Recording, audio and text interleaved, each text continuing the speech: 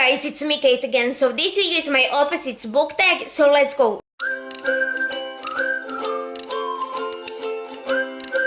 First question is, first book in your collection and the last book you bought? I honestly don't know either of those.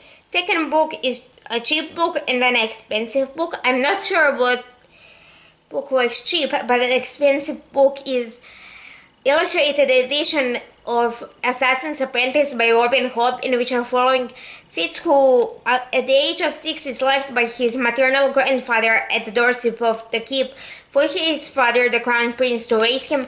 But when his father hears that his bastard son is coming, he abdicates the throne and goes to live to the countryside, which leaves Fitz in an unfortunate situation where he is mostly raised by the sable master Burek up until the age when his grandfather, the king, decides that he would be great royal assassin because he's both royal, so he can go to royal events, and also a commoner, so not everybody will pay attention to him.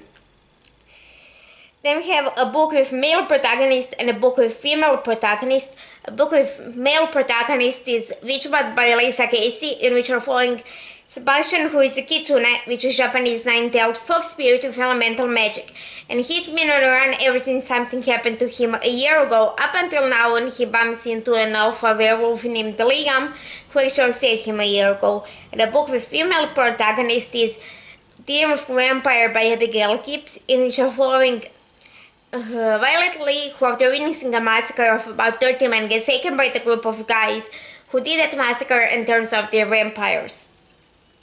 A book you read quickly and book that took you long to read. Literally, book that I read quickly is every volume of Food Wars by Yozo Tsukada, Shun Saiki, and Yuki Morisaki, in which are following Soma, who is working with his dad in their family restaurant up until the day when his dad comes and tells him he's going to close down the restaurant for a while and go to work with his friend and kick Soma out to go to this elite cooking school. And a book that took me long to read, any book in a Stormlight Archive series by Brandon Sanderson, in which we are following the war between the Aleti and the Parshendi, which started when Parshendi killed the Aleti king. And also, the only reason it took me too long time to read any of them is because they're all over 1,000 pages long. You have a pretty cover and an ugly cover. I actually have videos on both of those.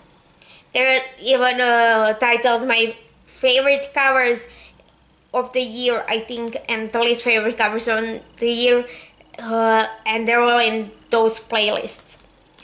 Then we have a national book and an international book. A national book is named Paulina P by Sanya Polak, in which are following Paulina P, who tells us her life story in a diary format. And the international book is Fourth Wing by Rebecca Yaros, in which are following Violet, who said her entire life to become a scribe. But when her father dies, her mother decides to send her to the Dragon Writing School, where Violet isn't the best candidate because of her physical issues. And then we have a teen book, any volume of Death Note by Tsukumi Off and Takeshi Obata, I think, in which are following Light, who when they were going home from school stumbles upon an old book where if you write down a person's name, that person will die. And a thick book,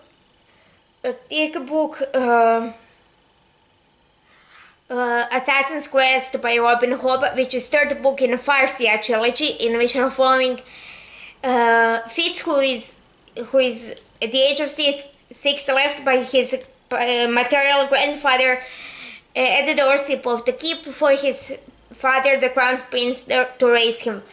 But when his father hears that his bastard son is coming, he abdicates the throne and goes to live in the countryside, which leaves Fitz in this unfortunate situation where he is mostly raised by the sable master Burek up until the age that his grandfather, the king, decides he would be great royal assassin, because he's both royal, so he can go to royal events, but also a commoner, which means that not a lot of people will pay attention to him.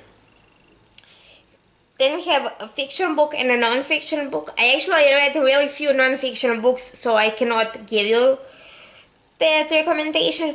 Then we have a romantic book and an action book. A romantic book is Girl in Line by Zoe Saki, which are following Penny, who after embarrassing incident in school to New York, goes to New York with her parents to the wedding they're planning and meets a boy named Noah. And an action book, Spellslinger by Sebastian de Castell, in which are following Kellen, who is just about to take his major shots when his magic starts failing, so he decides to cheat. And the last question is a book that made you happy and one that made you sad. I never talk about the book that made me sad, so I'll skip that. And this is it for this video. If you liked it, please like, share, and subscribe. Don't know how my social media, my email, and some other stuff, and I'll see you in the next one.